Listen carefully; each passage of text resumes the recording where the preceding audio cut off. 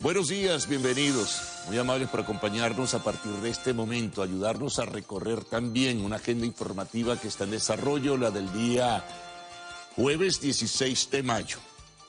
Esperemos que todos ustedes se encuentren bien y por supuesto agradecerles el apoyo, la audiencia y la solidaridad que se refleja bien en esa expresión registrada en redes sociales, particularmente en la red social X, antes conocida como Twitter. Está abierto ese contacto para que ustedes de una vez comiencen a participar y a involucrarse en el desarrollo de esta primera emisión. Hay una agenda importante que desarrollaremos, primero con el resumen, luego los titulares, luego los diferentes segmentos. Muy atentos con el clima y atentos con el tiempo porque la situación es irregular.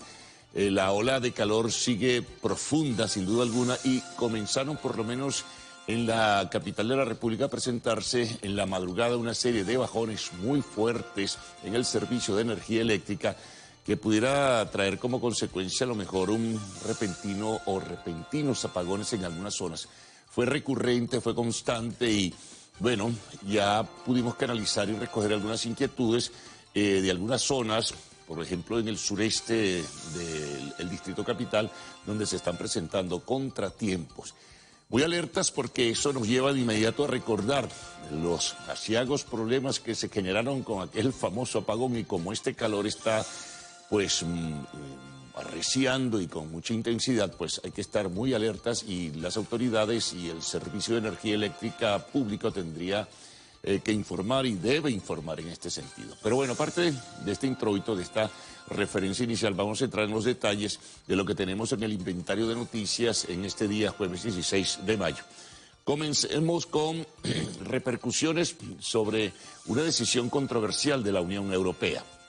Bueno, candidatos presidenciales se pronunciaron en el día de ayer con suma preocupación por lo que pudiera significar el que el Consejo Nacional Electoral retirara la invitación a la Unión Europea. Esto a propósito de lo que fue una decisión anunciada a comienzos de semana de, bueno, retirar temporalmente sanciones, entre otras personas, al presidente del Consejo Nacional Electoral. Bien se conoce de esto, lo hemos reseñado, quien rechazó esa decisión porque considera que debe ser amplia y para todo el mundo. Son decisiones individuales, las de la Unión Europea, no tienen que ver con el tema económico, ni tienen que ver con las sanciones de los Estados Unidos que sí afectan el desarrollo económico del país, pero es algo para los funcionarios públicos pesado y es un grupo bien significativo de personas que, por ejemplo, no pueden viajar a los países de la Unión Europea por estas sanciones que aún se mantendrán hasta el 10 de enero del 2025, salvo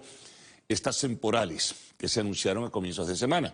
Bueno, esto ha traído una cola de debate intenso que incluso tuvo como corolario el pronunciamiento de la Asamblea Nacional que aprobó rechazar primero la decisión de la Unión Europea, que fue calificada de diversas formas, y en segundo lugar exhortar al CNE a través de una misiva, a través de una carta, para que retirara la invitación a la Unión Europea.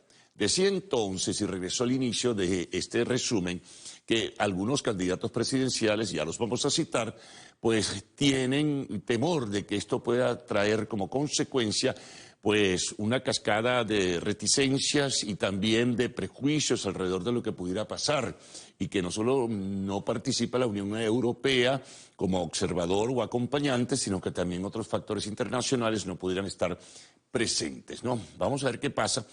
El Consejo Nacional Electoral hasta el momento no se ha pronunciado en este sentido, pero ¿qué candidatos presentaron su inquietud ayer?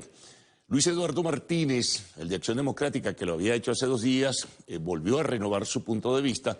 Antonio Ecarri, de la Alianza del Lápiz y otras organizaciones, y el candidato de la Plataforma Unitaria y del Partido Un Nuevo Tiempo y de Movimiento por Venezuela, Edmundo González Urrutia. Señalaba él, por ejemplo, que la transparencia es vital para el desarrollo de un proceso electoral. Pues bien, eso está allí planteado y surge como un tema relevante dentro de la agenda que estamos desarrollando en la mañana de hoy. Pero hay otros temas, ¿no?, que tienen que ver con lo electoral. Por ejemplo, ayer se conocieron algunas cosas. La campaña electoral sigue, hubo movilizaciones de diferentes dirigentes políticos, tanto de la oposición como del gobierno. Hubo mítines, actos de masas, donde participaron dirigentes, por ejemplo, del Partido Socialista Unido de Venezuela y también de otras organizaciones opositoras. Y también ayer el candidato de la Plataforma Unitaria, por ejemplo, Edmundo González Urrutia, visitó lo que algunos califican fue su primer acto público. Visitó la Universidad Central de Venezuela, de donde egresó en estudios internacionales, se reunió con los estudiantes y con factores de la comunidad UCBista, ¿no? También ofreció declaraciones a medios internacionales como CNN en español, a la agencia de noticias EFE, habló de reencuentro, de entendimiento, de concordia. Se refirió al tema, por supuesto, de que no pudiera participar como acompañante u observador la Unión Europea. Y habló de un tema importante como es la amnistía, que podría incluir incluso a personas que de ganar él la presidencia de la República pudieran incluir a personas que pertenecieran a partidos políticos que le adversen o que perdieron la elección en definitiva. Habló de una amnistía en términos generales, se refirió al tema también de los presos políticos y la necesidad de la libertad, pero insistía, era un código que marcaba la necesidad de la reconciliación de los venezolanos. Eso por una parte. Pero por la otra, factores del gobierno atacaron con severidad al candidato de la Plataforma Unitaria. Una descalificación muy fuerte, muy gruesa de parte de, por ejemplo, Diosdado Cabello en su programa que mantiene en la televisión estatal los miércoles. Insistió en que está débil mental y físicamente, González Urrutia, quien por cierto ayer también a un medio internacional respondía que él estaba bien de salud y que estaba en forma. Pero lo descalificaron con mucha fortaleza, o lo descalificó con mucha fortaleza Diosdado Cabello, aparte de endilgarle de ser, decía el candidato del imperialismo y de los factores internacionales, de los que promovieron las sanciones, etcétera, etcétera. Entonces, ese tema también fue tocado. Él dice que tiene conocimiento de causa de que algo pasa con la salud de González Urrutia. Pero a la par de todo esto, también se conoció que, lo decía el mismo Cabello, que el gobierno venezolano, todavía no tenemos la información oficial de Cancillería, no va a otorgar los salvoconductos a las 6 personas integrantes del Partido 20 Venezuela del comando de campaña, antes de María Corina Machado, que ahora no es candidata, pero que se refugiaron por la decisión que tomó el Ministerio Público de investigarles e imputarles de algunos hechos irregulares. Bueno, Diosdado Cabello dijo que para ellos no habrá salvoconductos porque no aman la patria.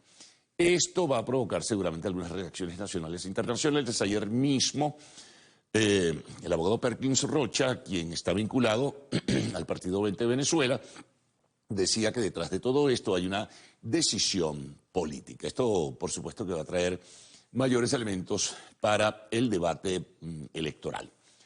Bueno, seguimos. Hay otra información importante, lo anunciaba el Departamento de Estado en el día de ayer.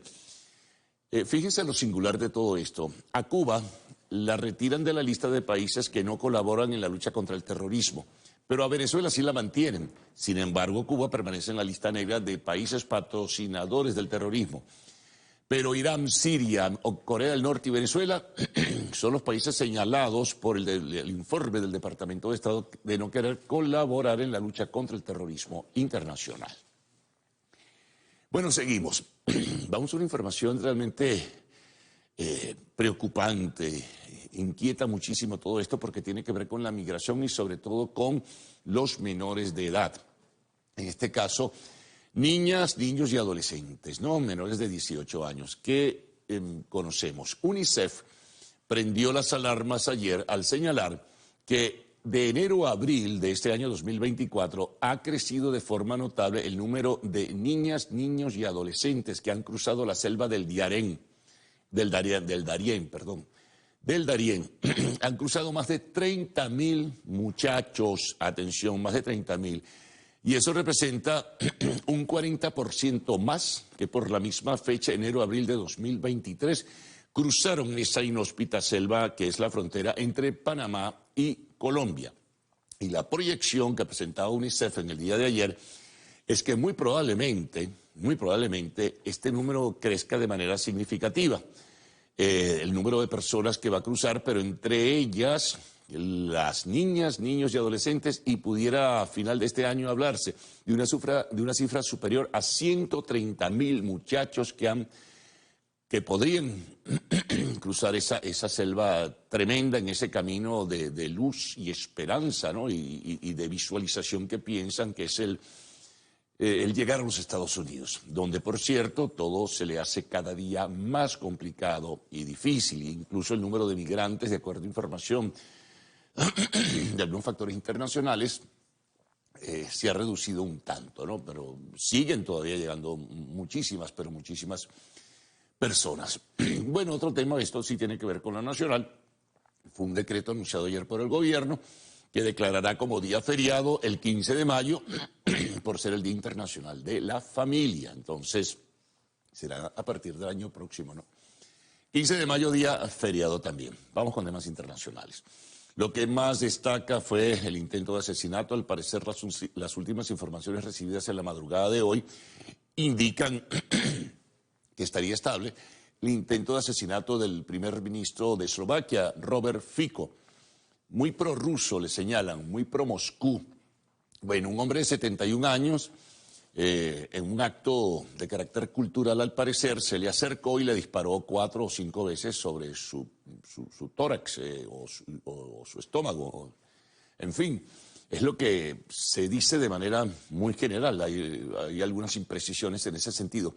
Pero, repito, lo último que recibimos como información de último momento, esta madrugada, era que al parecer estaba estable, que los médicos habían luchado por salvarle la vida durante varias horas y al parecer en este momento pues pudiera salvarse. Esto ha tenido diversas reacciones a nivel internacional, de la Unión Europea y de otros factores también, de otros países y otros gobiernos en ese sentido. Se inicia y se desarrolla un proceso de investigación, pero obviamente esto tiene que ver con lo político.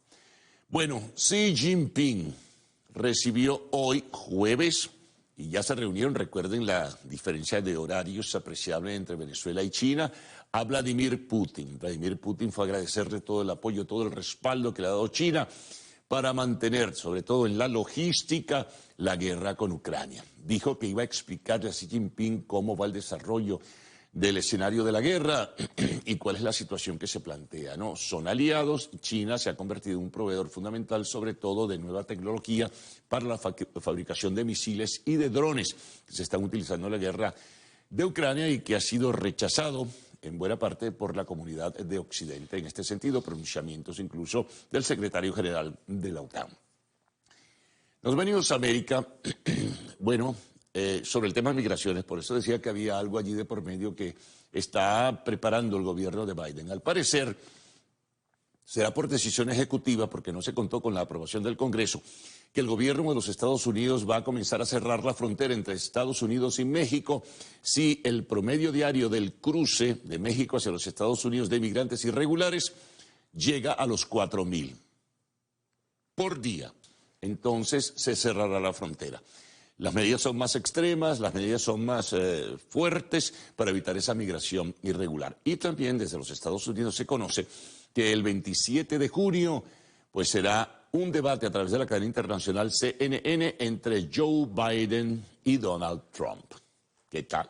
Bueno, acaparará la atención mundial. Vamos con deportes. Bueno, vamos con béisbol. Ranger Suárez, el venezolano de los Phillies de Filadelfia. 8 triunfos y 0 derrotas. Impresionante Ranger Suárez. Los venezolanos están haciendo de lo suyo. Ayer también William Contreras y Jackson Chourio de los Cerveceros de Milwaukee fueron factores fundamentales en la derrota, en la paliza que le dieron a los Piratas de Pittsburgh. Así que enhorabuena para los venezolanos que continúan con un gran performance. Y en fútbol de Europa tenemos que la Copa de Italia la ganó la Juventus, 1-0 al Atalanta. Hubo otros partidos de las ligas regulares que más o menos están definidas y la atención se centra ahora en las copas locales y en lo que será la UEFA Champions League el 1 de junio.